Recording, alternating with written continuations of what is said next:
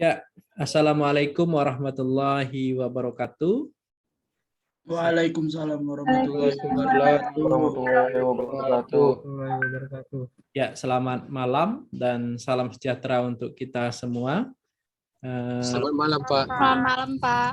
Ya, selamat datang para mahasiswa baru tahun ajaran 2021-2022 ya. Ini maba 2021 untuk program studi Teknik Geomatika. Teknik Geomatika di perkuliahan pengantar geodesi geomatika ini kita ada 3 kelas ya, 2 kelas pagi dan 1 kelas malam. Nah, pada kesempatan yang berbahagia ini Anda bertemu dengan saya. Nama saya perkenalkan Sudra Irawan, boleh dipanggil dengan Sudra ya. Biasanya kalau mahasiswa panggil saya dengan sebutan Pak Su. Nah, Pak Su itu Pak Sudra. Biasanya mereka nggak manggilnya lengkap. Silakan Anda manggil apa saja asalkan baik dan sopan. Nah, saya merupakan dosen di jurusan Teknik Informatika. Home base saya di program studi Teknik Geomatika. Jadi Teknik Geomatika itu merupakan program studi yang berdiri tahun 2016 ya. Sudah cukup lama dan sudah 2 angkatan, hampir mau 3 angkatan ini kita meluluskan. Yang mana pekerjaannya di bidang geomatika itu sangat besar. Jadi salah satu, kalau berdasarkan survei Kadin tahun 2020, program studi geomatika itu menempati urutan pertama lulusan yang paling dicari di industri. Ada sekitar 80.000 yang dicari, baik lulusan D2, D3, D4, ataupun S1.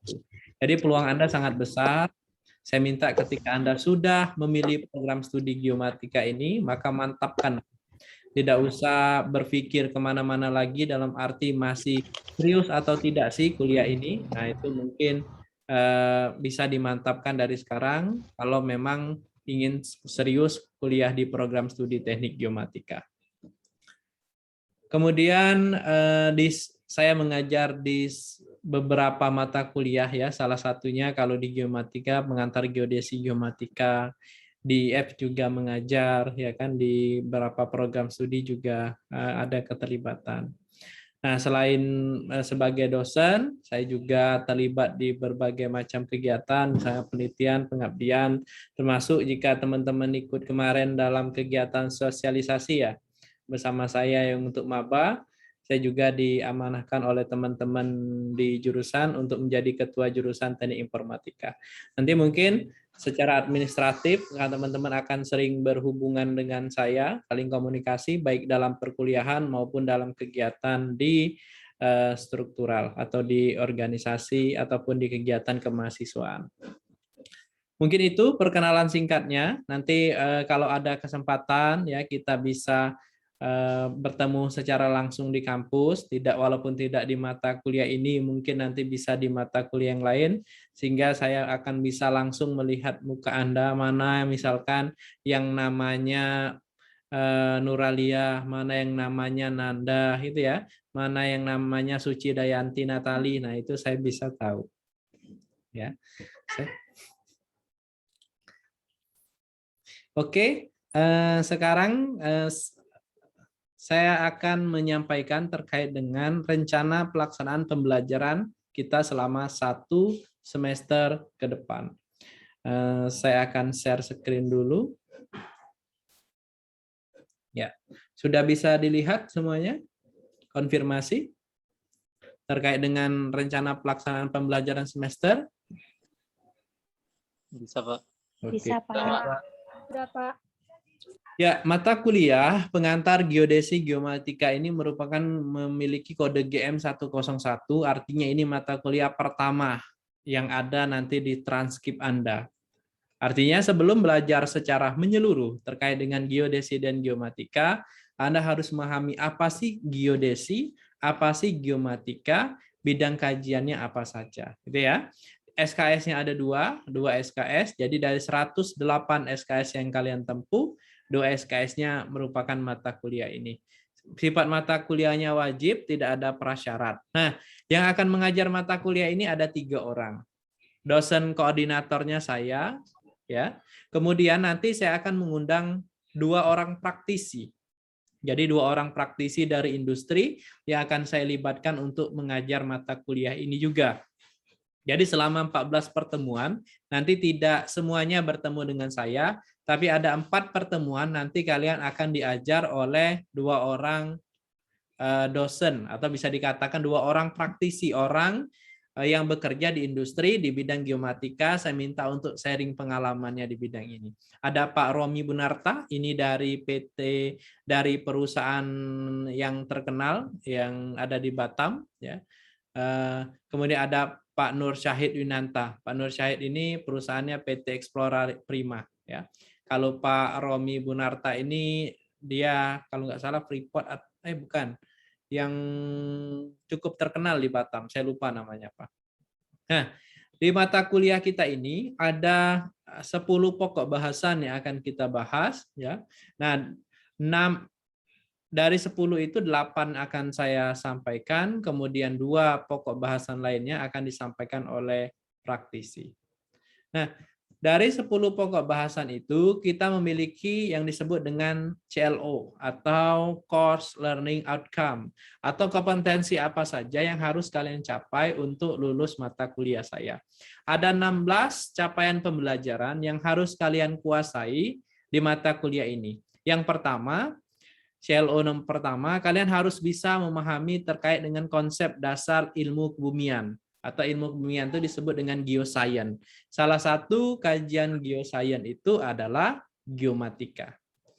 Kemudian yang kedua, kalian harus bisa menjelaskan pengertian apa itu geodesi dan geomatika. Kemudian yang ketiga, selain bisa memahami apa itu geodesi dan geomatika, kalian juga harus bisa menguraikan apa saja sih ruang lingkup keilmuan geodesi dan geomatika. Ruang lingkup ini maksudnya adalah bidang kajiannya. Di geomatika itu ada 6 bidang kajian. Nah, apa saja? Nanti kita bahas di sana. Kemudian yang keempat, kalian harus bisa menjelaskan tentang perkembangan keilmuan dan teknologi geomatika. Atau kalau saya menyebut geomatika dan kadang saya menyebut terkait dengan geospasial atau teknologi geospasial ataupun informasi geospasial, itu sama saja, ya. Geomatika dengan geospasial itu sami mawon, ya, sama saja. Kemudian yang kelima, kalian harus bisa menjelaskan terkait dengan potensi dan perannya geomatika atau informasi geospasial ini apa. Kemudian terkait dengan bidang kajian di geomatika itu, kita akan bahas satu-satu di dalamnya. Yang pertama, kalian harus bisa memahami konsep dasar terkait dengan apa itu survei terestris. Kalian harus bisa memahami konsep dasar apa itu kartografi. Kemudian kalian bisa memahami konsep dasar terkait dengan penginderaan jauh. Kemudian konsep dasar dari sistem informasi geografis. Dan kemudian yang ke-11 terkait dengan konsep dasar hidrografi. Dan yang ke-12 adalah konsep dasar fotogrametri. Apa sih itu? Nah, itu adalah ke-7 atau ke-1, 2, 3, 4, 5, 6. Ada ke-6 bidang kajian yang ada di geomatika. Semuanya nanti ada di kurikulum, bahkan ada yang nama mata kuliahnya sama. Ada yang namanya kartografi, penginderaan jauh, SIG, fotogrametri, itu bahkan menjadi satu mata kuliah. Nah, itu ya yang harus kalian pahami konsep-konsep dasar tersebut. Suara saya putus-putus ya. Mau sekarang udah jelas belum ya? Halo? Tadi putus-putus, Pak. Oke, sekarang udah jelas ya? Ya, Iya. jaringan sepertinya. Kemudian yang ke-13, 14, dan 15, kalian harus memahami yang disebut dengan sistem. Nah, sistemnya apa saja yang akan kita pelajari? Yang pertama yaitu terkait dengan sistem koordinat, yang kedua terkait dengan sistem acuan, yang ketiga terkait dengan sistem waktu. Dan yang terakhir, kita akan membahas terkait potensi energi apa yang ada di Kepulauan Riau. Karena Kepulauan Riau, Batam, termasuk dalamnya adalah wilayah hinterland, maka kita akan mengidentifikasi potensi energi yang dimiliki oleh Kepulauan Riau.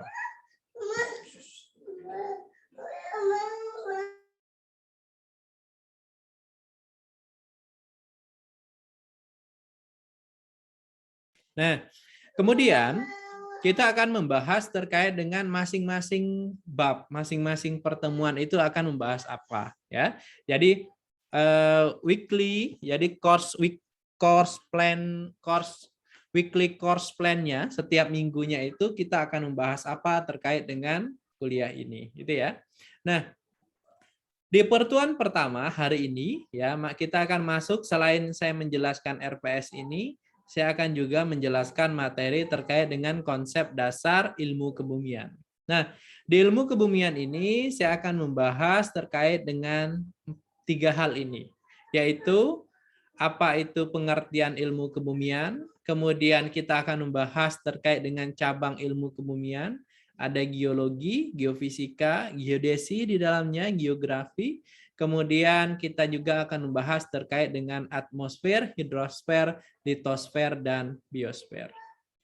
Kalau misalkan suara saya putus-putus, di chat aja ya, supaya saya bisa langsung ngecek nantinya. Kemudian di pertemuan kedua, minggu depan, ya, kalau di pertemuan pertama kita membahas geodesi dan geomatika itu masuk ke konsep ilmu kebumian, geoscience gitu ya.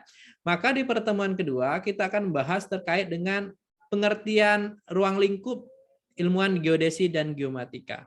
Nah, di sini kita akan mulai membahas yang pertama terkait dengan pengertian geodesi dan geomatika.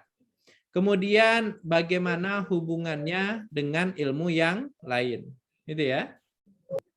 Kemudian kita juga akan bahas sejarah perkembangan geodesi dan geomatika. Ruang lingkupnya apa saja? Di dalam geomatika kalian akan mengenal istilah survei dan surveyor. Kemudian apa saja aplikasi geomatika dalam kehidupan sehari-hari. Nah, itu di pertemuan kedua. Di pertemuan ketiga, kita akan bahas terkait dengan perkembangan keilmuan dan teknologi geospasial. Nah, di sini kita akan sedikit berbicara tentang peta. Apa itu peta?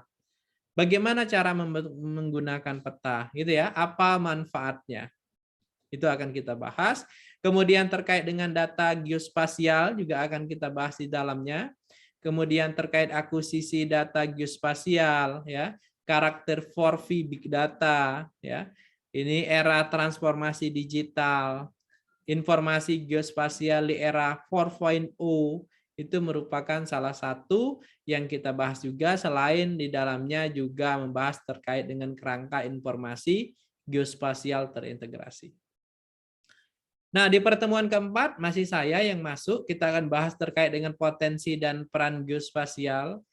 Di sini kita akan bahas sejarah kelembagaan geospasial itu apa saja. Kalau kalian pernah mendengar ada namanya BIG, Badan Informasi Geospasial. Kemudian namanya itu mengalami perubahan dari waktu ke waktu. Kemudian kita akan melihat sumber data. Informasi geospasial itu dari mana saja. Kemudian geospasial untuk NKRI itu apa saja. Dan kita akan membahas salah satu konsep yang sangat bagus yang diperkenalkan oleh pemerintah, yaitu konsep satu data dan satu peta. Nah, ini akan kita bahas di dalamnya. Di pertemuan kelima kita akan membahas terkait dengan SPTG. SPTG ini adalah status, peluang, dan tantangan terkait dengan geospasial. Ada 3 hal yang akan kita bahas. Yang pertama yaitu terkait dengan SPTG geospasial dasar, SPTG geospasial tematik, dan SPTG terkait dengan SDM-nya. Nah, kemudian di pertemuan ke-6, nanti saya akan mengundang Pak Nur Syahid Yunanto, yaitu dosen praktisi untuk mengajar dan memberikan pengetahuan kepada Anda, terutama bagaimana penerapan ilmu geospasial di dalam kehidupan kita sehari-hari. Di sini beliau akan mengajarkan kepada Anda bagaimana penerapan survei terestris, kartografi, SIG, gitu ya, di dalam geomatika. Sama di pertemuan ke-7 juga di bidang hidrografi. Kemudian kita istirahat dulu untuk materinya, kita lanjutkan ke UTS di pertemuan setelah pertemuan ke-7. Materinya dari pertemuan 1 sampai pertemuan ke-8. Di pertemuan 8 dan 9 saya akan masuk ke dalam materi lagi. Kita akan masuk materi yang terkait dengan sistem koordinat ya. Di sistem koordinat ini ada beberapa yang akan kita bahas. Yang pertama yaitu terkait dengan sistem koordinat terestrial, kemudian sistem koordinat bola langit dan sistem koordinat langit ya. Kita akan bahas itu. Jadi membahas tentang langit lah istilahnya di pertemuan 8 dan 9.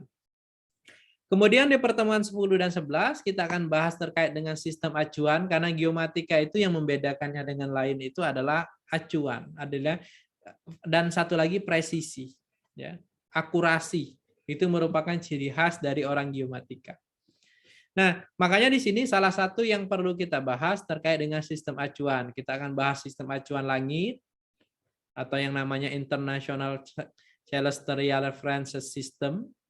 Kemudian ada namanya presisi, notasi, ya, dan bagaimana transformasinya antar ITRF tersebut. Mungkin kalian agak asing nama-namanya ya, nggak apa-apa, namanya juga baru mengenal, ini kan saya baru menyampaikannya. Ya. Kalau kalian pengen tahu ya silakan di Google saja. Di pertemuan ke-12 kita akan masuk ke sistem waktu, di sini kita akan belajar terkait dengan skala waktu. Kemudian ada yang namanya skala waktu karena pengaruh matahari, karena akan menimbulkan kalender Masehi gitu ya. Ada waktu efemeris, waktu atom, dan kita akan bahas terkait dengan kalender juga. Nah, baru di pertemuan ke-13 dan ke-14 kita akan bahas terkait survei potensi daerah hinterland. Di sini kita akan melakukan survei ya, survei tapi survei secara studi kasus gitu ya. Terkait dengan survei mikrohidro, pengukuran energi angin, pengukuran cuacanya. Nah, ada 3 jenis itu. Nanti yang kita pengen lihat sih, potensi di daerahmu itu apakah angin, cuaca, ataukah mikrohidro, artinya energi yang dihasilkan dari gelombang. Yaitu ini adalah rubrik penilaiannya yang akan dicapai. Kapan Anda dapat 0, E, D, D+, C min, C plus ya dan sebagainya ini masing-masing. Nah, bagaimana strategi penilaiannya? Jadi perkuliahan saya ini ya kalau kalian lihat menggunakan teori. Jadi semuanya teori daring ya, tidak ada pertemuan tatap muka secara offline gitu ya. Jadi pertemuannya daring selama 14 pertemuan. Nah, komponen dalam penilaian kuliah saya ini meliputi sikap dan kehadiran, artinya soft skill. Nah, soft skill ini saya nilai ada 3 jenis. Yang pertama adalah sikap Anda dalam perkuliahan, ataupun ketika Anda bertemu saya sehari-hari. Kemudian kehadiran. Kehadiran ini nanti di akhir sesi, saya akan memberikan absensi, kemudian saat itu juga Anda absen. Jika Anda lewat dari jam yang saya tentukan, Anda tidak bisa absen. Jadi harus ikut terus kuliah ini gitu ya. Dan itu akan memberikan rasa keadilan. Bagi yang tidak ikut ya udah tidak ada absen gitu kan, kecuali dia ada izin gitu ya. Ada izin mau ibadah, misalnya ada izin ada kegiatan ya boleh silahkan. Saya izinkan nggak jadi masalah. Ya, asalkan dikomunikasikan dengan saya, disampaikan di WA gitu kan, boleh nggak apa-apa. Nah, di sini makanya salah satu penilaian adalah kemampuan komunikasi. Nah, di sini kemampuan komunikasi ini aktif nggak kalian? Bagi yang bertanya, ya, yang aktif bertanya, kemudian paham terkait dengan materinya sehingga dia merespon atau menambahkan apa yang saya sampaikan, bagus sekali itu, ya. Bagi yang senang bertanya, yang suka bertanya, itu salah satu penilaian bagi saya. Saya note, saya catat, ya, maka sehingga total soft skill ini persentasenya adalah 20% dari penilaian. Besar. Ya. Jadi Anda baik saja, nurut saja, sopan saja, bertanya saja, hadir saja di perkuliahan, sudah dapat 20%. Ini siapa yang raise hand ini terus ya? Terus raise hand ini. Muhammad Ridwan. Muhammad Ridwan, silakan. Tadi raise hand. Kalau raise hand itu artinya mau bicara, gitu kan? Silakan Muhammad Ridwan. Ada sudah raise hand. Ada yang mau ditanyakan dulu mungkin sebelum saya lanjutkan? Boleh nggak apa-apa? Sama Ahmad Rezara ya. Oke, silakan. Saya berikan kesempatan. Raise hand ini. Silakan. Pak, Ya, saya Pak ingin bertanya Pak. boleh. Ahmad Rezara. Silakan, Mas. Berarti Pak Sudra Irawan ini mengajarkan tentang teori aja Pak ya? Mata kuliahnya mata kuliah teori, Mas. Mengantar geodesi dan geomatika ini sesinya tidak ada sesi praktek. Jadi Oh, mata kuliah ini memang mengajarkan terkait dengan konsep yang saya sampaikan di atas tadi terkait dengan apa sih geodesi geomatika. Jadi begini, kalian kuliah di prodi teknik geomatika, tapi ketika nanti temanmu misalnya atau orang tuamu atau siapa lah nanya, kamu kuliah di mana geomatika? Geomatika itu apa sih? Nah, coba bisa nggak kalian menjelaskan kalau saat ini? Gitu kan?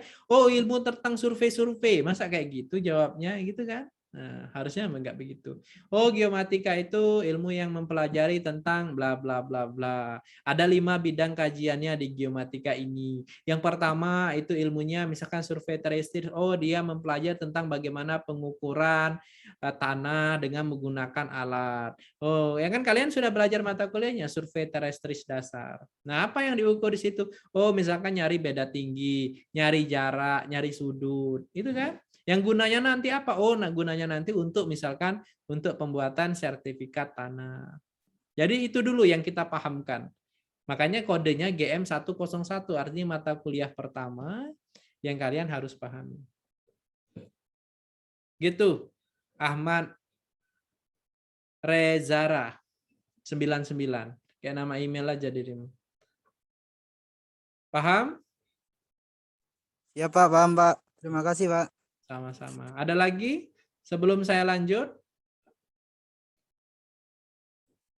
Oke, kalau sudah, berarti saya lanjut dulu ya. Nanti kalau ada bertanya silakan dipotong saja, nggak apa-apa. Nah, yang kedua adalah penilaiannya tugas. Lihat kalau dilihat di sini, komponen tugas itu komponennya paling besar 30%. Ini artinya apa? Nanti setiap minggu ya, saya akan memberikan suatu pertanyaan singkat, ya nggak panjang-panjang ya, pertanyaan singkat, ataupun nanti saya minta untuk diskusi ya terkait dengan materi atau apapun itu. Nanti saya share tugasnya di learning, kemudian Anda upload. Ya, kalau Anda lihat di learning sekarang yang pertemuan pertama ya sudah ada tugasnya terkait dengan apa itu ada. Nah, tinggal saya buka tempat uploadnya aja. Tugasnya itu dikerjakan baik boleh secara individu, boleh secara kelompok, gitu ya. Nah, yang penting Anda benar-benar itu hasil kerja keras Anda sendiri. Ya, bukan hanya searching, tapi Anda paham. Ketika Anda menuliskan itu Anda paham. Itu yang saya mau.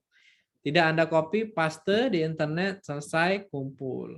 Saya percaya dengan Anda gitu kan. Saya termasuk dosen yang percaya dengan mahasiswa. Ya. Mau cara apapun kalian, yang penting saya yakin Anda sudah membacanya. Karena tugas saya menyampaikan. Kalau masalah kejujuran kan itu Anda sendiri. 30% ini kalau kalian mengumpulkan semua gitu kan, mengumpulkannya tapi hasil nyontek dengan teman, ya udah 30% dapat ya dapat. Tapi berkah nggak gitu kan? Nah, karena kan yang kita tuntut dari belajar ini kejujuran. Sedikit saja yang kalian buat, tapi benar-benar buat sendiri, niatnya ibadah, niatnya mau belajar, gitu kan akan lebih bagus. Karena Anda adalah mahasiswa. Kalau namanya sudah mahasiswa, artinya Anda mempunyai pemikiran yang berbeda dari yang lain. Jadi Anda sudah termasuk di orang yang berpendidikan tinggi. Sikap perilaku orang berpendidikan tinggi itu beda ya, akan terlihat trust-nya, kepercayaannya itu beda. Nah, itu yang perlu kalian tanamkan ya. Kemudian ada UTS dan UAS masing-masing 25% ya. Nah, ini nilainya. Kalau mau dapat A di kuliah saya lebih besar dari 85, ini tentukanlah sendiri mau dapat apa. Saya sangat senang, misalkan nanti pas saya presentasi nilai semester depan, semuanya dapat A. Wow, luar biasa. Ya. Biasanya di kuliah saya itu sukar yang dapat D, dapat C, ya, dapat E, karena semuanya mengerjakan tugasnya. Ya. Dan aktif, kebanyakan dapat B atau A. Tapi kita nggak tahu juga ya di angkatan ini karena kalian termasuk angkatan corona. Tapi semoga karena walaupun angkatan corona gitu ya, tapi semangatnya berbeda. Kalian belajarnya lebih bagus, walaupun kita nggak berjumpa secara luring. Saya yakin itu, karena saya percaya dengan Anda, kalau ngelihat semangatnya waktu orientasi, saya jumpa, kemudian semangatnya mengerjakan tugas, saya mantau dari dosen-dosen lain, ya kan, saya tanya gimana progresnya mahasiswa ini, oh bagus-bagus, ya, berarti Anda termasuk orang yang luar biasa. Nah, ini terkait dengan aturan perkuliahan saya, terkait dengan teori online-nya dan lain sebagainya ya. Teori online, kemudian bagaimana ujiannya, coba Anda baca dulu karena di tempat saya sudah mulai azan ya. Nanti kita lanjutkan habis azan dulu ya, karena masuk suaranya. Silakan dibaca dulu aja. Nanti kita lanjutkan.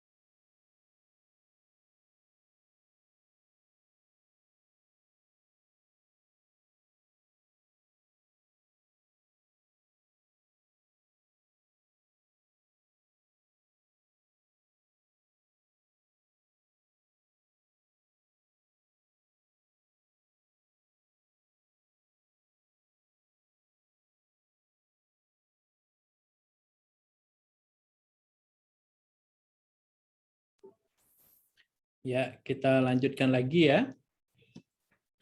Oke, salah satu hal yang penting di sini adalah ketika ada tugas gitu ya. Tugasnya itu ada di pertemuan berapa bisa Anda lihat di sini.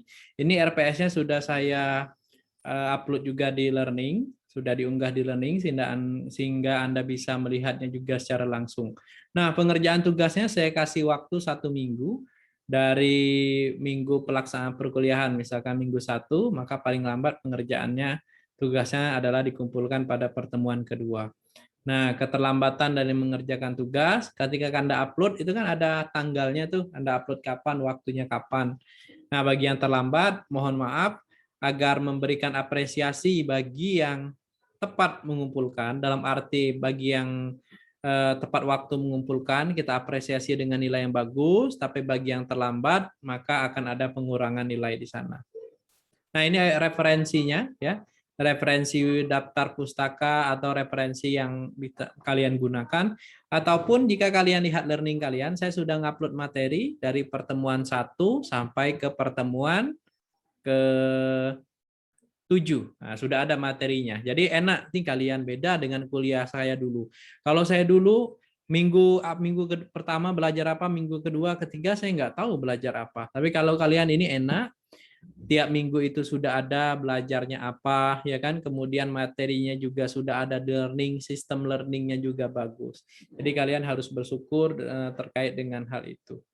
Ya. Mungkin itu terkait dengan rencana pembelajaran semester kita. Sebelum saya lanjut ke materi, mungkin ada yang ingin bertanya, dipersilahkan. Saya persilakan. Tidak ada ya?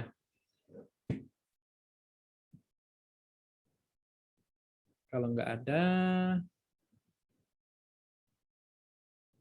kita masuk ke materi. Saya cari dulu.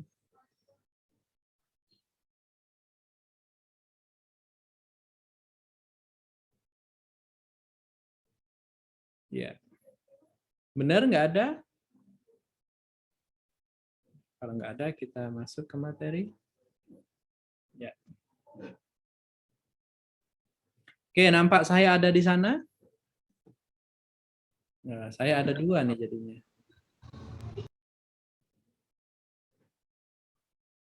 Ya. Saya remote baca pinnya.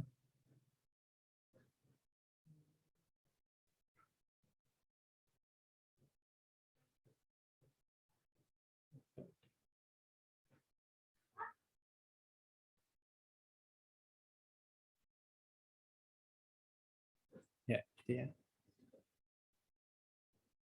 Oke, kalau tidak ada yang bertanya, kita mulai masuk ke materi yang pertama, yaitu terkait tentang konsep dasar ilmu kebumian. Jadi, geomatika, geo, kan diawali dari kata geo. Geo itu artinya apa? Ada yang tahu nggak geo itu apa? Geo. Geo itu artinya apa? Ada yang tahu? Pak. Apa? Bumi, Pak. Bumi. Bumi, Pak. Keren loh nama kita itu Gio, ya kan? Gio itu artinya bumi. Ya, ada yang namanya Gio, berarti dia itu bumi, menguasai bumi. Gitu. Nah, geomatika itu merupakan salah satu cabang keilmuan dari geosains. Jadi geosains itu ilmu yang mempelajari tentang kebumian. Apa saja? Ya, ada geomatika, ada geografi. Kalau geomatika tadi kaitannya dengan geodesi, gitu ya. Kemudian ada lagi geofisika dan lain sebagainya. Coba kita lihat satu-satu terkait dengan konsep dasar ilmu kebumian ini. Nah, sebelum ke sana, saya akan membahas dulu terkait dengan ini. Nah, kalian lihat yang sebelah ini dulu. Yang sebelah sini. Nah, ini apa ini? Coba lihat, ini apa? Ada yang tahu? Atau sebelum ke situ, ke sini dulu lah. Nah, ini. Yang ini. Yang paling kecil ini. Yang ini. Kita ini tinggal nomor berapa kira-kira? Kita tinggal di nomor berapa? Di sini kan? Ini nih kita tinggal nih nomor 3. Ya enggak? Di sini nih kita. Nih di sini. Ya. Nomor 3 berarti kita tinggal di bumi. Nih, di bumi ini. Ini merupakan sistem tata surya kita. Jadi sistem tata surya kita itu ada namanya matahari di sini, ya. Kemudian ada planet-planet. Nah, di planet-planet ini ada Merkurius, Venus, Bumi, Mars, dan seterusnya. Kita nomor 3. Ini adalah sistem tata surya kita dengan matahari sebagai bintangnya. Jadi matahari itu sebagai bintang. Ini, ya.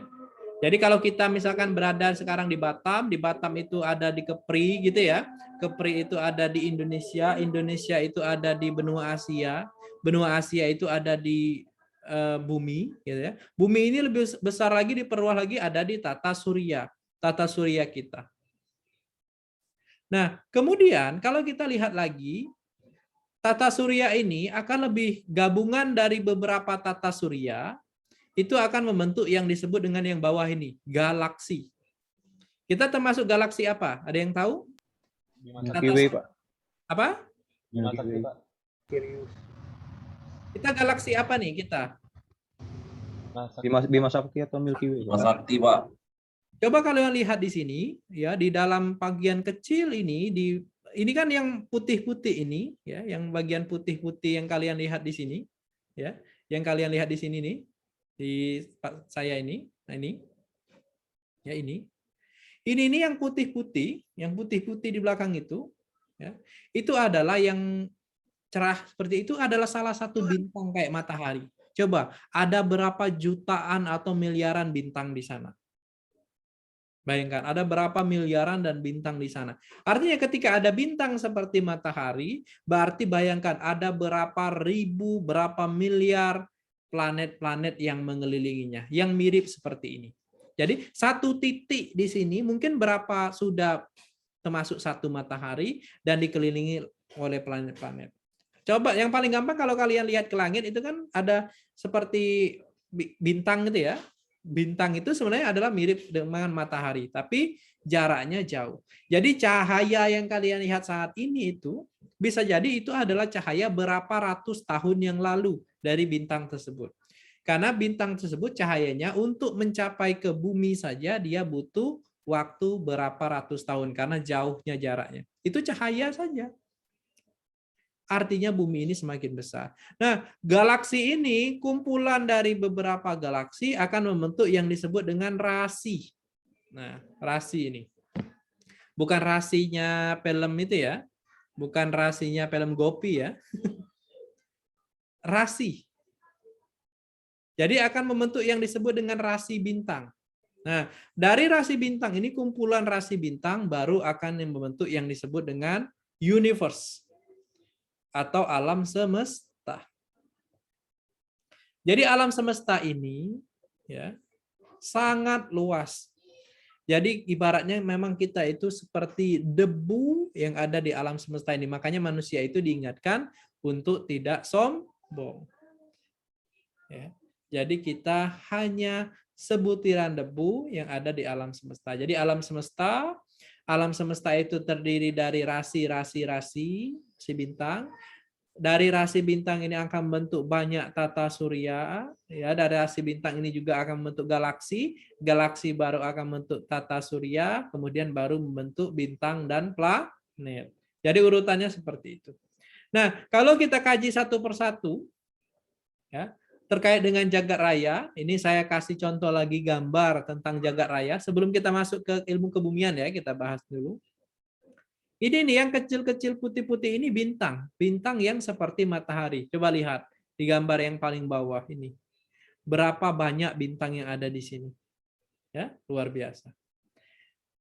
Jadi jagat raya atau alam semesta itu apa? Jadi sebuah ruang tempat segenap benda langit berada, termasuk bumi kita, ini berada di dalamnya. Benda langit itu apa? Ada planet, ada apa lagi? Meteor, ada apa lagi? Matahari, ada apa lagi kira-kira menurut kalian yang ada di alam semesta itu? Yang ada di jagat raya itu? Lubang hitam, Pak.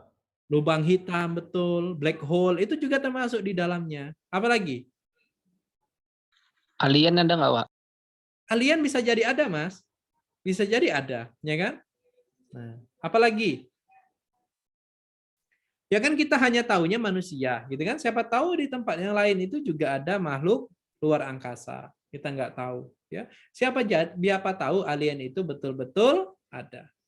Nah, ada sebutan lain yang disebut dengan antariksa atau universe atau angkasa luar atau biasa disebut dengan outer space, ya. Jadi itu bahasa-bahasa lainnya. Jagat raya, alam semesta, kosmos, antariksa, universe, angkasa luar, itu sami mawon. Jadi ruangan yang sangat luas, yang meluasnya itu ke segala arah dan tanpa ada batasan.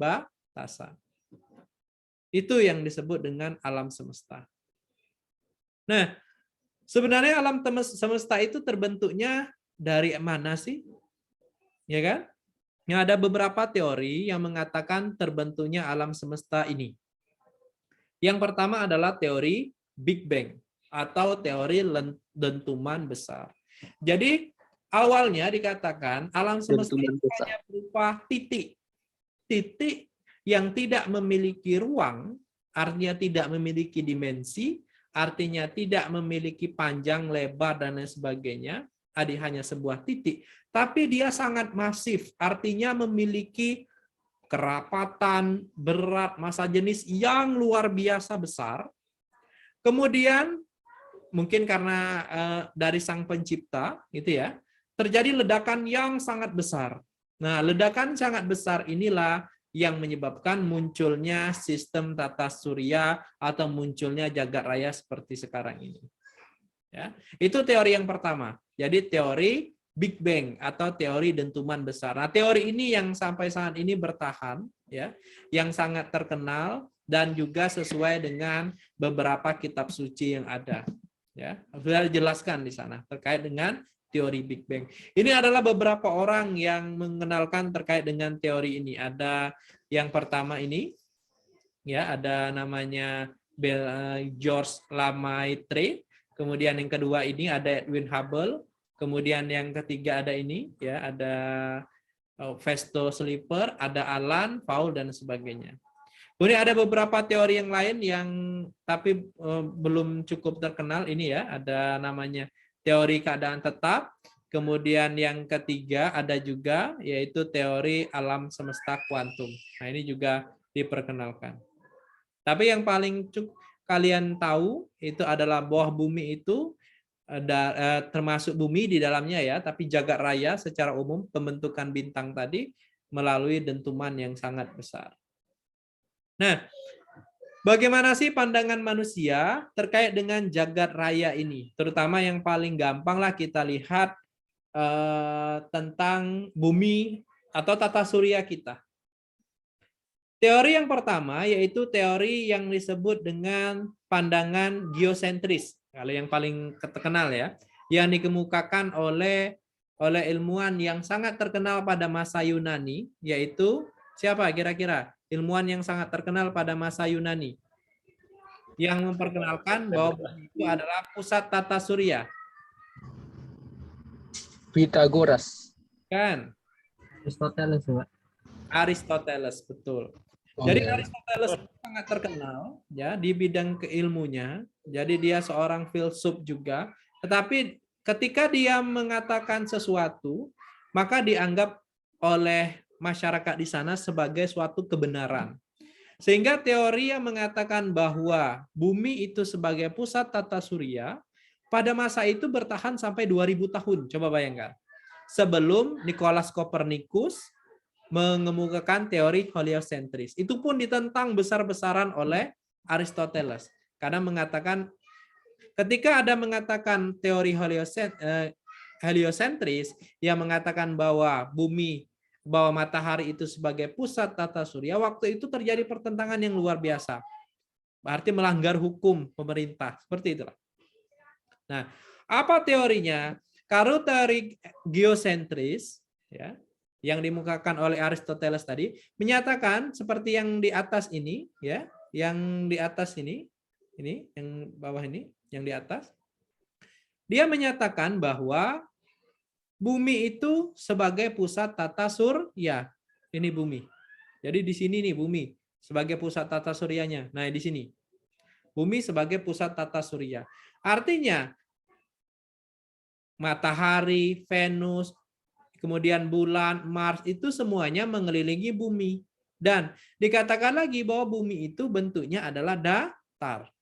Itu teori geosentris. Itu berbeda dengan teori yang dikemukakan oleh Kopernikus dan teman-teman yang disebut dengan teori heliosentris, di mana yang menjadi pusat itu bukan bumi, tetapi adalah matahari. Kemudian planet-planet seperti Merkurius, Venus, bumi, Mars itu mengelilingi pusat masanya. Pusat masanya apa ya? Matahari tadi. Ya, itu konsep dari pandangan manusia terkait dengan jagat raya. Nah, sampai saat ini yang bisa dibuktikan, bahkan orang sudah bisa mengambil foto di udara, foto di luar angkasa, bahwa bentuk bumi itu betul-betul bulat. Tapi saya masih aneh sampai saat ini masih ada konsep bahwa bumi itu datar. Itu bagaimana ya? Padahal sudah bisa difoto, bahkan ada difoto dari bulan bahwa bumi itu bulat. Nah, itu pandangan orang ya. Mungkin mereka mempunyai persepsi dan punya penelitian sendiri. Tapi yang bisa dibuktikan adalah teori bahwa bumi itu bulat, kemudian matahari sebagai pusat tata surya.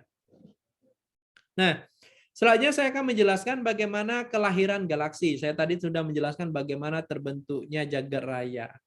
Ya. Jadi melalui dentuman yang sangat besar. Sekarang bagaimana sih galaksi itu terbentuk setelah dentuman tersebut? Nah, jadi sekitar 2 miliar tahun setelah ledakan yang sangat besar, teori Big Bang tadi, terbentuklah awan gas yang sangat panas yang berhamburan kemana-mana. Jadi kalau kalian misalkan ada sesuatu yang meledak lah, itu kan berhamburan kemana-mana gitu ya. Yang gambar ini nih berhamburan kemana-mana gitu kan. Kemudian di sini terjadi yang disebut dengan perputaran. Jadi setelah mengalami keruntuhan, awan panas tadi kemudian berputar sehingga membentuk seperti cakram ini. Jadi nih, kalau kalian perhatikan, membentuk cakram. Jadi berputar, berpilin dengan pusatnya, kan ada pusatnya tuh berarti menonjol di tengah ini ya. Nah, disinilah sebenarnya nanti cikal bakal bintang-bintang itu akan dilahirkan. Lama dia berputarnya berapa ratus tahun, berapa miliar tahun yang lalu. Jadi jagat raya kita ini umurnya sudah sekitar 13,4 miliar tahun. Coba bayangkan. Umurmu berapa sekarang? 23 tahun, 22 tahun. Ya. 13,4 miliar itu wah lama banget ya. Kelahiran Nabi Muhammad saja sampai saat ini baru 1.400-an tahun.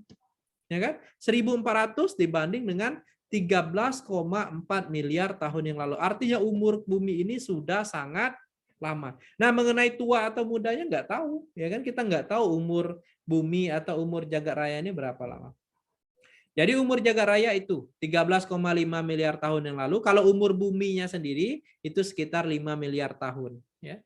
Nah, kembali ke sini. Jadi setelah dia berpilin seperti ini, lama-lama terus, maka akhirnya cakram tersebut akan memipih dan akhirnya akan berbentuk spiral seperti ini. Nah, inilah yang disebut dengan galaksi.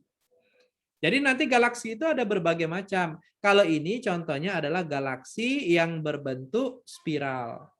Ya. Nah, ini salah satu contoh galaksi spiral, yaitu galaksi Bima Sakti. Ini galaksi kita nih, teman-teman. Pak, saya ini tinggal di mana? Banyak kan galaksi berapa ratus juta? Saya ambil aja contoh galaksi yang kita tinggal di saat ini. Galaksi Milky Way atau biasa disebut dengan galaksi Bima Sakti. Nah, apa saja bagiannya? Ini kan tadi galaksi ini yang sudah berputar sehingga berpilin tadi ya. Nah, di sini ada namanya galaksi dilihat dari atas. Jadi ini galaksi yang bisa dilihat dari atas. Tahu nggak di mana matahari kita berada? Ini. Nah, di sini. Di sinilah matahari kita berada. Nih yang titik ini adalah matahari. Ini adalah matahari. Nih, yang titik ini. Bisa dilihat ya. Ini adalah matahari. Tata surya berada di sisi luar. Jadi kita itu bukan berada di tengah, tapi berada di garis spiralnya. Coba. Jadi tata surya kita berada di sisi luar di lengan Orion. Ini namanya lengan yang ini. Ini namanya lengan Orion. Atau lengan lokal yang terlihat berasal dari lengan Perseus. Nah, ini lengan Perseus nih yang ini. Lengan Perseus. Nah, ini.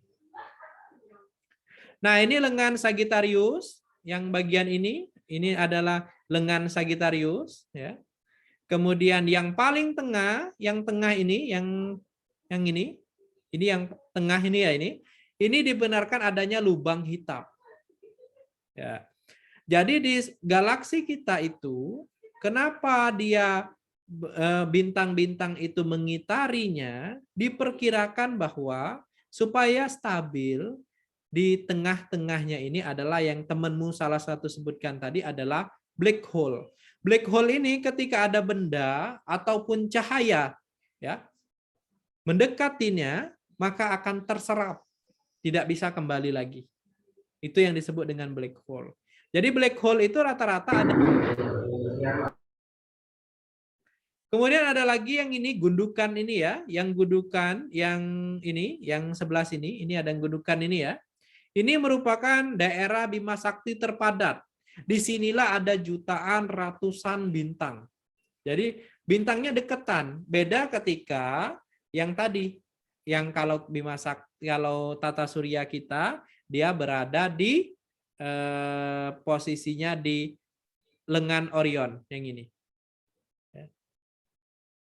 Apa yang bisa kalian lihat di sini? Bahwa kita itu sangat kecil. Saya ulangi lagi bahwa kita itu sangat kecil. Ini salah satu galaksi saja. Ada ratusan jutaan bintang seperti matahari dan kita berada di sini posisinya. Jadi jangan sombong, ya. Nah, ini beberapa teori terkait tentang jagat raya ya, yang lainnya bisa Anda belajari sendiri. Nah, teori pasang surut. Nah, itu ya. Sekarang kita masuk ke bumi ya. Ya, kita masuk ke tata surya dulu lah, tata surya kita. Ya. Nah, tata surya kita yang termasuk di dalam galaksi Bima Sakti tadi ya. 99,85% itu komposisinya adalah matahari, sun. Jadi, planet itu coba dilihat, cuma 0,135% dari bobot massa atau distribusi massa dari galaksi, dari tata surya kita. Sangat kecil. Dan 0,015%-nya itu komet, ya, kemudian satelit, meteorit, dan lain sebagainya. Jadi sangat kecil bagiannya. Jadi bobot terbesarnya adalah di matahari. Kalau mataharinya istilahnya padam, kalau mataharinya mengalami gangguan, makanya kita juga mengalami gangguan karena konsentrasi massa terbesar itu ada di matahari.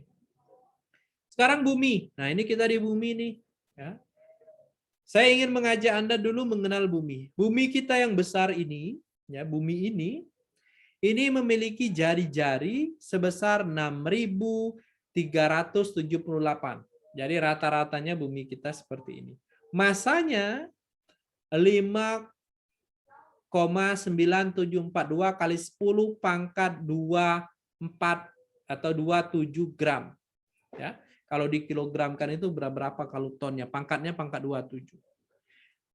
Jaraknya ya dengan matahari 1 AU. Ya, jaraknya dengan matahari itu 1 AU. 1 AU itu sama dengan 149,6 juta kilometer. Jadi jarak bumi ke matahari adalah 1 AU. Ya. Dan ini adalah nilai-nilai yang lainnya termasuk kerapatannya dan sebagainya. Karena penting jari-jari ini kan massa bumi ini akan berpengaruh karena kita mempelajari bumi. Kalau ini mempelajari bumi, geomatika mempelajari bumi, kalian harus paham dulu buminya, ya kan? Berapa kerapatan, berapa massanya, gitu ya. Nah, ini adalah struktur internal bumi kita. Bisa Anda baca sendiri. Ini kepadatannya, ya.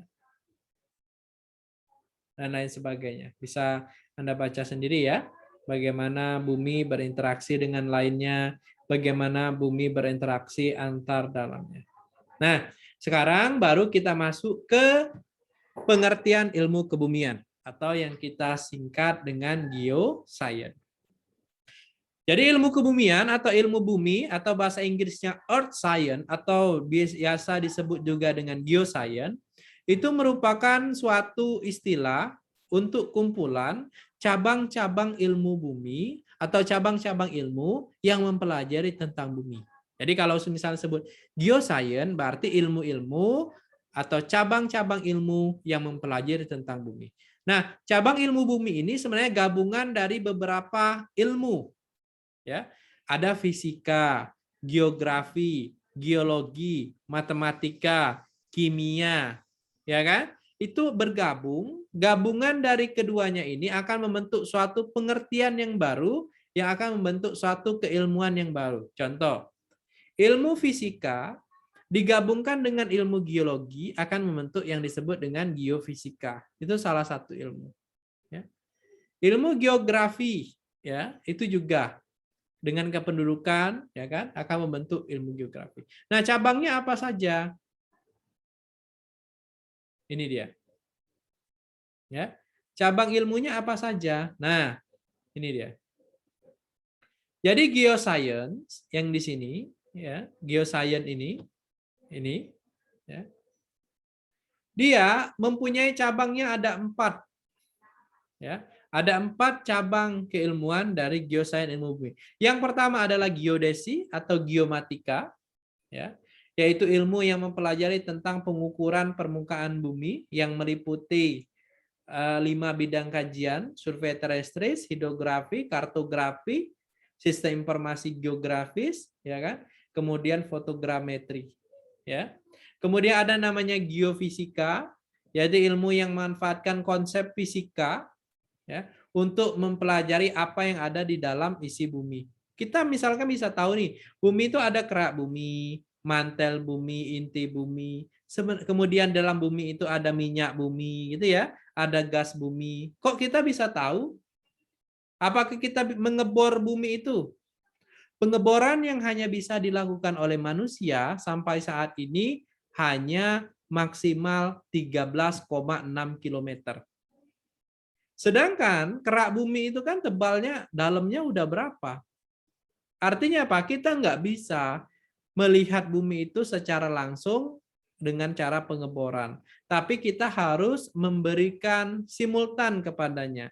Memanfaatkan konsep fisika, yaitu misalkan gelombang. Kita tembakkan gelombang di dalam bumi, kemudian gelombang tersebut nanti ada dipantulkan, ada direfleksikan, kemudian nanti dimodelkan, sehingga baru nanti akan terbentuk lapisan-lapisan bumi. Jadi itu konsepnya. Kemudian ada namanya geografi, ya. Geografi ini. Geografi berarti ilmu yang mempelajari tentang ya bagaimana pembentukan bumi, ya kan? Terutama kalau geografi ini muka bumi itu seperti apa. Kalau terkait dengan apa namanya? Pembentukan bumi itu ini geologi. Nah, ada 4 cabang ini. Nanti saya minta Anda untuk mencari definisinya masing-masing. Termasuk misalkan kayak ini nih, geofisika. Ya, geofisika ada cabangnya lagi nih. Ada meteorologi, ada oceanografi, ada hidrologi, ada solid earth physics, gitu ya, macam-macam. Kemudian contohnya solid earth physics ada seismologi dan lain sebagainya, ya macam-macam. Nah, Anda coba nanti kalau di geomatika cabangnya ada apa? Ada 5 tadi ya. Hidrografi itu apa aja cabangnya? Misalkan seperti itu. Jadi saya minta Anda nanti sebagai tugas jelaskan cabang ilmu kebumian masing-masing. Geologi, geofisika, geodesi, geografi, dan sebagainya jika ada. Silakan cari di internet. Nah, ini masing-masing nih. Kalau pengertiannya, ya. Jadi ilmu yang pertama yaitu terkait dengan geologi. Nah, jadi geologi itu adalah ilmu yang mempelajari bumi, komposisinya. Komposisi bumi itu apa saja sih? Materialnya, strukturnya, sifat-sifat fisiknya, sejarahnya, gitu ya. Kemudian ada namanya geofisika, berarti mempelajari bumi tadi dengan menggunakan konsep fisika. Ada geodesi, ini makanya kalau orang awam nyebutnya adalah ilmu tentang pemetaan bumi. Jadi bagaimana memetakan bumi itu? Ya orang geodesi. Ada lagi geografi, ya, ilmu yang mempelajari tentang lokasi, ya, dan persamaan perbedaan aspek keruangan. Kita pun juga belajar di dalamnya terkait aspek keruangan. Kemudian ada oceanologi, ya, ilmu kelautan, meteorologi dan lain sebagainya. Itu juga merupakan bagian dari ilmu geologi. Oke, sampai di situ tadi ada yang ingin ditanyakan dulu sebelum kita masuk ke atmosfer, hidrosfer, litosfer, dan biosfer terkait dengan konsep dasar ilmu kebumian. Silakan, saya persilakan untuk bertanya.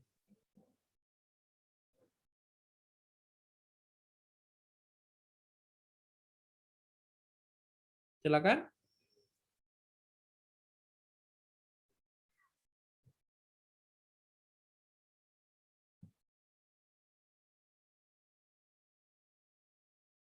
Saya persilakan jika ada. Kalau diam berarti paham atau tidak paham sama sekali. Nah, itu dia. Silakan.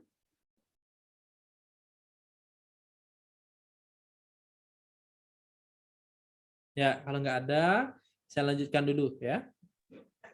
Nah, yang seterusnya yang akan kita pelajari ada terkait dengan atmosfer. Nah, hidrosfer, litosfer, biosfer. Nah, saya akan coba lihat gambar ini. Yang gambar yang ada di samping ini. Nih. Yang mana nih? Samping ini ya. Di sini. Nah, kalau saya lebih gampang nih, yang ada di atas ini aja. Nah, nih. Ini adalah salah satu contoh ya. Biosfer, atmosfer, hidrosfer, biosfer, litosfer. Jadi semua ini termasuk di dalam yang namanya geosfer. Geosfer itu apa? Geosfer itu merupakan lapisan yang terdapat pada permukaan bumi dan di bawah permukaan bumi yang berpengaruh bagi kehidupan bumi, baik secara langsung maupun tidak langsung. Ya, jadi semua lapisan ini disebut dengan geosfer. Geosfer itu apa? Yang saya sampaikan tadi, lapisan yang terdapat pada permukaan bumi. Ingat, permukaan bumi yang berpengaruh bagi kehidupan bumi, baik secara langsung maupun tidak langsung. Terdiri dari yang pertama ini, yaitu yang kita sebut dengan litosfer. Nah, litosfer ini adalah lapisan kulit bumi atau kerak bumi. Yang kedua, atmosfer. Ini lapisan udara. Ini penting untuk pesawat lewat, gitu kan? Untuk burung terbang, ini atmosfer. Yang ketiga adalah yang di air. Itu namanya adalah hidrosfer. Artinya lapisan bumi yang merupakan air. Ini. Kemudian yang ketiga, yaitu biosfer. Adalah lapisan hewan dan tumbuhan. Jadi biosfer ini, disinilah tempatnya hewan dan tumbuhan. Sedangkan yang terakhir, yaitu terkait dengan astronosfer. Artinya adalah lapisan manusia. Nah, inilah saling interaksi semua di dalamnya. Ya, ada litosfer, atmosfer, hidrosfer, biosfer, dan astronosfer. Ini harus kalian pahami. Ini apa namanya? Litosfer, biosfer. Karena nanti objek geospasial yang akan kalian ukur berada di dalam sini. Ya. Nah, ini tugasnya. Jadi minggu depan silakan Anda kumpulkan terkait dengan apa itu ilmu kebumian, ya tadi sudah saya jelaskan ya. Kemudian cabang-cabang ilmu kebumian itu apa saja? Geologi, dibuat cabang seperti yang saya contohkan itu ya. Contohnya geofisika tadi. Kemudian Menurut Anda, jelaskan perbedaan antara atmosfer, hidrosfer, litosfer, dan biosfer dengan menggunakan gambar. Jadi yang saya sampaikan tadi lah, cuma Anda minta untuk merangkumnya lagi, menjelaskannya lagi supaya lebih paham. Oke, sampai di sini. Silakan kalau ada pertanyaan. Ya Pak, Ya, silakan. ada pertanyaan Pak. Itu tugasnya kita kerjain di kertas, bukan di Word ya? Di ini aja Mas, di Word aja. Saya nggak minta Anda untuk nulis di Oh, kertas. di Word boleh? Ya, diketik, nanti diupload di Learning. Oke. Ya, nanti saya buatkan tempat uploadnya. Ada lagi? Jangan tanya tugas dong, tanyanya ke materi gitu kan, supaya saya enak menjelaskannya. Ada lagi? Silakan. Saya Pak, Boleh, ini siapa nih? Silakan dong. Kasir yang Bohuni. Kasih Riang Bahauni Nazara. Bagus sekali namamu Kasih. Dari Terima mana? kasih Pak. Dari mana asalnya? Saya dari Nias Pak. Oh Nias. Kok jauh banget bisa ngambil geomatika di Batam? Coba ceritakan dulu sedikit pengalamannya. Pertama, Ya. saya jalur SNMPN. Ya. Jadi saya jurusan saya di SMA ilmu pengetahuan alam. Oh ilmu pengetahuan alam. IPA ya. Jadi saya memilih geomatika. Memang suka di geomatika ya. Tahu ya ilmu geomatika Iya, Pak. apa? Oke, bagus sekali. Selamat datang Mbak Kasih Riang Bahauni Nazara di geomatika. Oke, silakan tanya, boleh nanya apa? Pertanyaan saya mengenai teori-teori pembentukan jagat raya. Yang Iya. pertama mengenai teori Big Bang. Big Bang. Pertanyaan saya Pak yaitu apakah ruang kosong alam semesta ini terbentuk bersamaan dengan peristiwa teori Big Bang atau memang sudah terlebih dahulu ada daripada peristiwa Big Bang tersebut? Oke Pak, itu pertanyaan saya. Oke, terima kasih atas pertanyaan yang bagus sekali sebenarnya oleh siapa tadi? Oleh Oni ya, ya. Ya, alam semesta itu awalnya belum ada, ya. Jadi memang awalnya itu belum ada alam semesta. Jadi setelah ada teori Big Bang, ledakan yang sangat besar itu, baru alam semesta itu muncul, tumbuh, dan terus berkembang, Pak. Nah, dan nanti akhirnya dikatakan bahwa alam semesta itu akan menyusut. Jadi misalkan ada ledakan, gitu kan, terjadi ledakan, ya, itu akan membesar, membesar, membesar. Ibaratnya ketika ada apa ya, gas meledak, gitu kan. Nah, bau gas itu kan akan kemana-mana tuh, menyebar kemana-mana, dia terus menerus. Dan saat ini katanya alam semesta itu masih mengalami perkembangan. Sampai saat ini alam semesta mengalami perkembangan. Jadi memang alam semesta itu tercipta dari teori Big Bang tersebut. Nah, mengenai ruang hampanya, walau alam, kita nggak tahu, ya.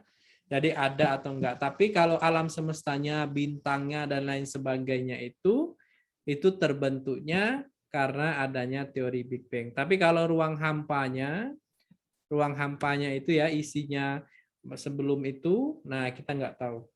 Ya. Itu ada atau tidak. Ada atau tidak, atau memang terbentuk dari alam semesta itu sendiri. Ya, kita nggak tahu juga. Tapi mungkin kalau menurut saya sih sudah ada sebelumnya ruang hampanya. Baru itu kan material teori Big Bang itu ledakan, disitulah yang baru memunculkan bintang-bintang, planet, komet, dan lain sebagainya. Baru terbentuk dari teori ledakan tersebut. Tapi dia jaraknya semakin menjauh. Karena saya bilang tadi dia berkembang. Tapi ruang hampanya itu bisa jadi sudah ada. Sejak dulu-dulu lah. Sudah ada memang alam semesta itu. Gitu kan? Tapi jagat raya itu dari sana. Gitu ya, Kauni ya? Oke Pak, terima kasih. Sama-sama. Ya, silakan yang lain. Pak, sama nanya Pak. Ya, boleh. Siapa ini? Taruh Pak. Muhammad Taro Zibrael. Taro dari mana, Taro? Oh, saya asal Batam Pak. Oh, asalnya Batam. Ya, silakan Taro. Saya mau nanya Pak tentang ini. Contoh kan bintang yang titik-titik kecil yang kita lihat di langit kan bintang matahari ya. Betul. Kan jauh.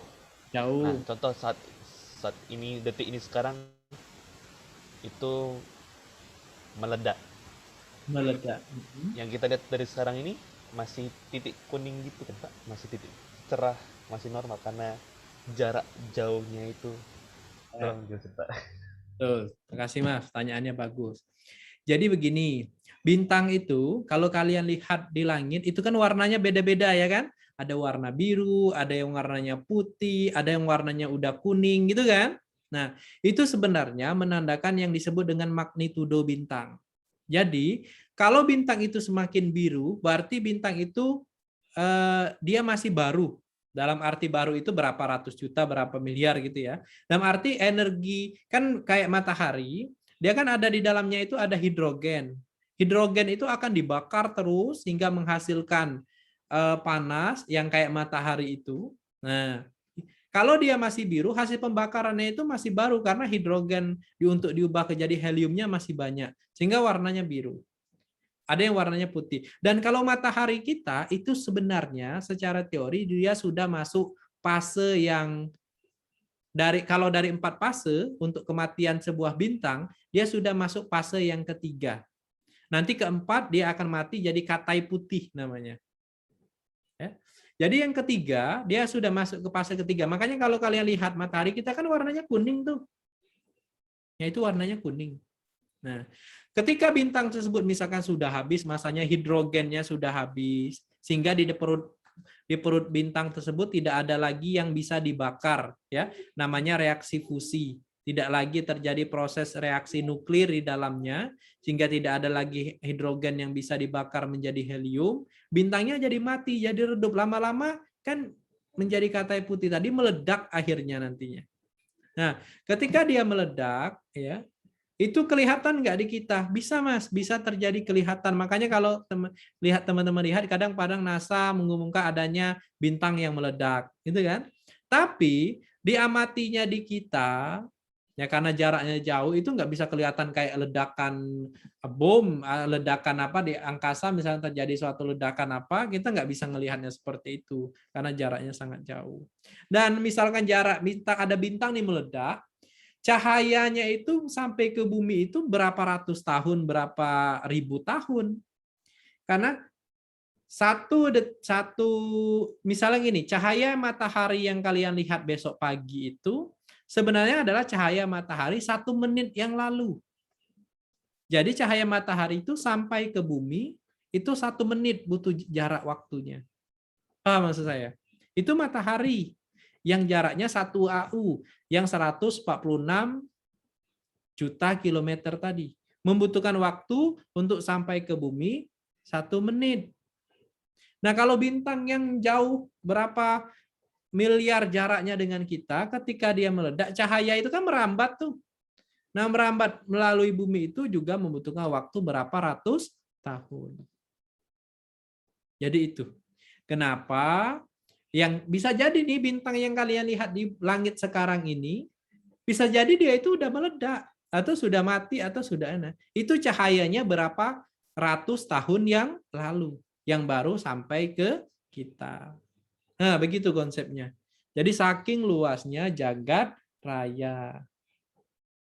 Gitu ya Taro ya? Bagus sekali pertanyaannya. Ya. Ada lagi? Silakan. Pak, saya ingin bertanya, Pak. Boleh, silakan. Namanya siapa nih? Saya Ricky Wilson, Ricky Pak, Wilson, Saragi. Dari mana, ya, Mas? kelas malam, Pak. Ya, dari aslinya? Batam, Pak. Oh, Batam. Silakan, boleh. Jadi kan saya pernah nih, Pak, amati kan bulan kan selalu muncul kan di malam hari kan, Pak. Iya. Nah, kan kalau bulan purnama tuh yang saya amati pas saya pernah bangun mau jam 6 tuh masih ada nampak bekasnya, Pak. Itu kenapa ya, Pak? Nah, begini. Bulan itu sebenarnya siang hari juga ada. tapi kalah cahayanya itu kalah dengan cahaya matahari. Karena bulan itu tidak menghasilkan cahayanya sendiri. Kalau benda yang menghasilkan cahayanya sendiri itu disebut dengan bintang. Matahari itu kenapa disebut bintang? Karena dia menghasilkan cahaya sendiri dari reaksi nuklir yang ada di dalamnya. Bulan yang kalian lihat malam hari itu sebenarnya bulan itu dapat cahaya pantulan dari matahari. Nah, tergantung posisi kita di bumi di mana, ya. Bulannya posisi di mana? Makanya ketika kali kita melihatnya bulannya nggak ada malam hari, gitu kan? Berarti bulannya berada di belakang kita, bisa jadi belakang bumi. Posisi kita misalkan di Indonesia, bulannya itu bisa jadi purnama saat itu di Amerika Serikat di belakang kita. Cahaya matahari karenanya fullnya di sana. Ya. Kemudian pada saat di kita bergerak, dia kan malam harinya itu bisa jadi ada purnama. Kita ngelihat dia kan berputar. Nah pada saat kamu jam 6 pagi bisa jadi pada saat itu lokasi kita di Indonesia dengan lokasi bulan itu cahaya matahari itu masih bisa mencahayakan ke bulan itu dalam bentuk utuh, sehingga masih bisa melihat bulan secara full. Tapi lambat laun kalau mataharinya semakin terik itu kan cahayanya akan bulannya seperti hilang. Padahal sebenarnya siang itu ada dia.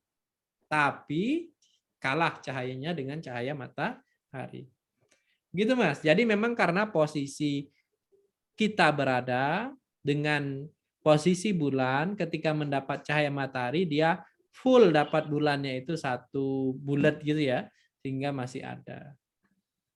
Ya, Oke, kadang Pak. nggak Terima ada kasih, Pak. gitu. Karena kan bulan mengelilingi bumi, bumi mengelilingi matahari. Maka terjadi gerhana kan? Ada gerhana bulan, ada gerhana matahari, gitu kan? Ya, Ya. Pak. Paham Mas ya? Pak. Paham, Pak. Makasih, Pak. Sama-sama. Ada lagi? Silakan. Mantap, ini aktif kelasnya. Bagus. Ada lagi yang mau bertanya? Saya, Pak. Ya. Ini siapa? Yogi Fahda Mulyana. Yogi dari mana Yogi? Dari Sumatera Barat, Pak. Oh, Sumatera Barat. Ya, silakan Yogi mau tanya apa? Pertanyaan saya, Pak, singkat sebenarnya, Pak. Boleh, jawabannya panjang ya. Gini, Pak. Menurut Bapak, teori atau argumen tentang bintang jatuh itu gimana ya, Pak? Oh, bintang Itu, jatuh. Pak. Ya. Jadi sebenarnya itu konsep katanya bintang jatuh gitu ya. Bintang jatuh itu sebenarnya bukan bintang yang jatuh, tapi itu bisa jadi adalah meteor. Kalian tahu kan ada di angkasa kita itu kan ada meteor. Nah, meteor itu ketika dia mau masuk bumi, ya, mau masuk bumi. Nah, bumi itu kan dilapisi oleh medan magnet tuh. Medan magnet itu yang selubung bumi yang tujuannya adalah untuk melindungi bumi agar ketika ada benda asing yang masuk itu langsung dibakar. Jadi ke meteor yang banyak tuh ratusan bahkan benda langit yang mau masuk ke dalam bumi ini ratusan miliaran. Bahkan di luar angkasa kan ada benda asing juga mau masuk bumi. Banyak tuh yang mau masuk. Yang kecil-kecil itu terbakar di permukaan sebelum masuk ke atmosfer bumi. Kemudian ada yang karena dia besar, dia bisa tuh menerobos bumi masuk ke atmosfer bumi. Nah, ada yang langsung terbakar di angkasa. Nah, itulah yang disebut dengan bintang yang meteor yang terbakar di angkasa sehingga terlihat oleh bumi yang dikatakan orang adalah bintang jatuh. Tapi yang bisa misalkan dulu tahu kan yang punahnya dinosaurus karena salah satunya karena ada meteor yang sangat besar yang jatuh ke bumi. Nah, itu merupakan meteor yang sudah sampai ke bumi, namanya meteorit ya, yang sampai ke bumi. Ya, makanya menyebabkan runtuhnya atau punahnya dinosaurus. Sampai sekarang banyak nggak Pak yang jatuh meteor? Banyak sampai saat ini. Yang di luar angkasa itu lebih banyak lagi, ya kan? Karena antara Merkurius, Venus, Bumi, Mars, ya. Ya ini sabuk asteroid. Ya kan? Sabuk asteroid ini kan ini antara Mars dan Jupiter. Itu kan isinya banyak tuh. Meteor-meteor yang lewat, kemudian ada juga namanya komet, ya kan? Benda-benda angkasa kan nggak hanya planet, matahari dan sebagainya, tapi juga ada benda-benda yang lain. Gitu ya? Paham ya? Jadi bintang jatuh itu sebenarnya adalah meteor yang memasuki atmosfer bumi, kemudian meledak di angkasa. Sehingga berbentuk katanya seperti bintang yang jatuh. Gitu? Ya Pak, siap Pak. Ya. Paham Pak. Silakan ada lagi, saya beri satu pertanyaan lagi ya. Pak, permisi Pak, saya mau nanya nih Pak. Boleh, Fitra Raya, silakan. Apa sih Pak isi inti bumi itu Pak? Oke. Ya, Ya Pak, makasih Pak. kebetulan ada slide-nya ya. Saya tekan dulu. Jadi inti bumi itu ada, jadi bumi itu ada 3 lapisan. Ada namanya kerak bumi, ada namanya mantel bumi, dan ada namanya inti bumi. Nah, inti bumi itu nanti terbagi menjadi 2 macam ini. Nah, inti bumi nih, bagian yang ini, yang di atas ini adalah inti bumi. Nah, inti bumi ini ada 2. Ada yang ini, yang disebut dengan liquid outer core. Jadi outer core, kemudian yang dalamnya itu disebut dengan inner core. Outer core ini merupakan cairan yang liquid. Jadi kayak apa ya? Tahu besi dilelehkan, dipanaskan sehingga bentuknya berbentuk cair. Nah, seperti itulah liquid outer core. Pernah nonton film yang kalau dulu seingat saya ada film inti bumi itu dia nggak berputar. Jadi outer core ini, liquid outer core ini dia berputar nih Mas. Berputar ya mengelilingi solid inner core ini sehingga timbulnya medan magnet. Medan magnet inilah tadi yang dihasilkan yang akan menyelubungi bumi yang saya sebut tadi untuk menghindari meteor-meteor jatuh masuk ke dalam bumi. Nah, di film itu outer core ini yang berbentuk liquid ini dia berhenti berputar. Kalau dia berhenti berputar maka tidak lagi menghasilkan medan magnet. Akibatnya bumi tersebut cahaya matahari bisa masuk secara langsung, akibatnya terjadi perubahan suhu global, bumi bisa jadi membeku. Gitu kan? Karena angin matahari bisa langsung menerobos bumi. Bumi bisa jadi sangat panas ataupun sangat dingin. Nah, di sini oleh ilmuwan Amerika Serikat ya, dia ingin menggerakkan lagi outer core ini dengan cara memasukkan bom nuklir. Jadi di bumi itu dia menerobos nih, masuk di film itu menerobos, masuk ke dalam bumi. Awalnya ada 10 ilmuwan, ada 3 perempuan. Nah, akhirnya kalian tahu kalau sendiri kalau film barat itu kan akhirnya sisanya 1 laki-laki, 1 perempuan gitu kan. Nah, akhirnya sisa itu dan akhirnya bom nuklir tadi berhasil diledakkan dan ini berputar kembali dan bumi kembali sedia kala.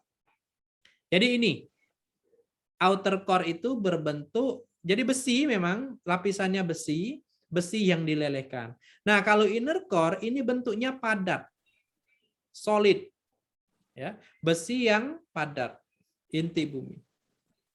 Nah, liquid outer core ini disinilah terjadinya reaksi nuklir kalau sekarang, reaksi fusi, yaitu pembakaran. Kalau di matahari ya, kalau di kita tidak terjadi reaksi fusi atau reaksi nuklir. Ya. Begitu. Terjadi tapi sedikit biasanya, tidak seperti matahari yang mana hasil reaksinya itu bisa menimbulkan namanya gejolak di sini, tapi kalau di bumi dia hanya menghasilkan radiasi panas. Makanya bumi itu setiap kedalaman 100 meter ya, masih teman-teman kalau pengen tahu, setiap kedalaman 100 meter suhu ini meningkat 3 derajat. Jadi kalau orang buat sumur tuh, perhatikan. Semakin ke dalam kok semakin panas. Iya, karena setiap kenaikan, setiap kedalaman 100 meter, suhunya meningkat sebesar 3 derajat Celcius. 3 derajat itu panas ya, kalau berdasarkan suhu tubuh. Begitu? Siapa tadi yang nanya tadi? Ya, Pak. Ya, Fitra begitu ya? Paham? Ya, Pak. Ya, Terima jadi kasih, Pak. ya sama-sama. Oke, masih ada satu lagi, nggak apa-apa. Saya, Pak. Boleh? Ya, Riko. Riko dari Iya, mana, Pak. Riko? Dari Batam, Pak. Iya, Batam. Silakan Riko. Dari SMA mana, Riko? SMA 5, Pak. SMA 5. Oke, silakan Riko. Tanya apa? Saya mau nanya, Pak. Ini kan sekitar 2 miliar tahun setelah ledakan besar, itu kan galaksi memiliki ledakan yang besar kan, Pak? Ya.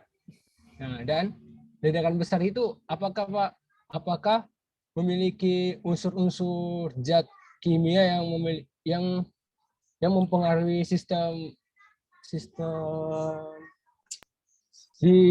di bumi ini, Pak? Apakah ada, Pak, yang memiliki zat-zat kimia itu hasil dari ledakan-ledakan yang besar dari galaksi tersebut, Pak? Ya, terima kasih, Mas. Jadi memang setelah 13,4 miliar tahun lalu terjadi ledakan yang sangat besar lewat teori Big Bang, lewat suatu titik yang sangat masif, yang sangat berat, tidak memiliki dimensi, ya kan, meledak. Nah, kemudian dari situ akan setelah berapa ribu tahun akan terjadi yang saya sebut tadi proses kelahiran dari galaksi. Nah, di sini ada yang namanya awan. Awan itu jangan dibayangkan awan yang di atas itu ya. Awan itu merupakan kumpulan material, Mas, yang nanti menjadi cikal bakal pembentukan bintang. Jadi memang kalau kalian lihat, tadi saya jelaskan tentang bumi, material yang berat-berat itu berat posisinya di mana? Di inti bumi, besi, solid, di bagian tengah kan? Artinya pembentukannya memang berputar. Sampai sekarang kan terjadi rotasi nggak bumi? Terjadi rotasi sehingga bumi itu bentuknya tidak bulat sempurna, tapi elips dan terus mengalami perputaran. Ya. Benda-benda yang ringan itu dia berada di luar, seperti sekarang ini, ya, yang di luar udara. Kan yang paling luar dari bumi kan udara, atmosfer itu, yang paling ringan. Yang berat, semakin ke dalam, semakin dalam bumi semakin berat. Makanya ada solid tadi. Jadi material-materialnya memang ada, muncul itu, interaksi itu, cikal bakalnya adalah dari awan tadi. Awan itu ya isinya kayak besi, komponen partikel hidrogen, helium, zat-zat yang ada sekarang di bumi lah. Zat-zat yang ada di bumi berarti itu ada zat-zat pembentukan alam semesta. Ya, termasuk air. Ya kan, air itu berarti dulu tuh memang ada komponen H2, hidrogen, bereaksi dengan oksigen sehingga dia membentuk hidrogen, membentuk air. Air itu kan H2O, berarti hidrogen ya, H2 hidrogen dengan oksigen gabung terjadi reaksi membentuklah air. Ya. Begitu, Riko? Ya, Pak. Terima kasih, Pak. Oke. Saya rasa cukup pertemuan kita ya sampai saat ini, luar biasa aktif kalian. Terima kasih. Memang kalau berbicara tentang alam semesta ini, kadang kita berpikir apa ya, kita berada di titik yang sangat kecil di bumi, kalau melihat keluar itu kan luas sekali gitu ya. Apalagi kalau kita membayangkan, oh kiamat seperti ini kan cukup mengerikan juga sebenarnya. Ya, makanya banyak pelajaran yang bisa kita peroleh dari sini ya, bahwa yang saya katakan tadi kita tidak boleh sombong dengan apa yang dimiliki ya, karena semua ini tidak banding apa-apanya dibanding dengan jagat alam semesta ini. Kita harus percaya bahwa alam semesta ini ada yang menciptakan, yang maha kuasa ya, Tuhan yang Maha Esa yang menciptakannya ya, dan nanti semuanya pasti akan berakhir. Ketika ada awal pasti akan ada akhir. Oke, mungkin itu saja yang dapat saya sampaikan. Mohon maaf kalau ada kekurangan. Minggu depan kita ketemu lagi di pertemuan yang kedua, yaitu kita akan membahas apa itu geomatika, apa itu geodesi, ruang lingkup keilmuannya apa saja. Itu saja, terima kasih. Saya akhiri. Mohon maaf kalau ada kekurangan. Absen dulu ya, saya akan kirim absennya.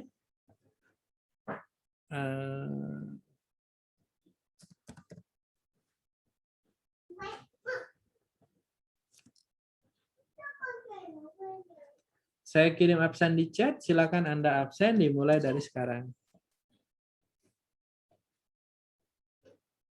Saya kasih waktu 1 menit aja.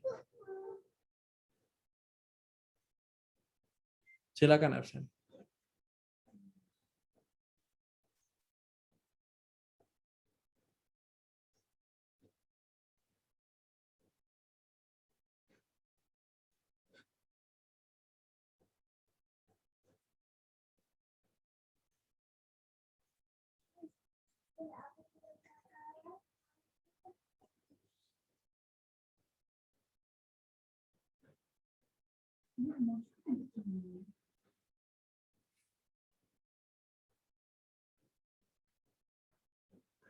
Ya, mungkin itu saja pertemuan kita pada hari ini. Terima kasih atas partisipasi Anda yang aktif. Saya akhiri. Wabillahi taufik wal hidayah. Wassalamualaikum warahmatullahi wabarakatuh.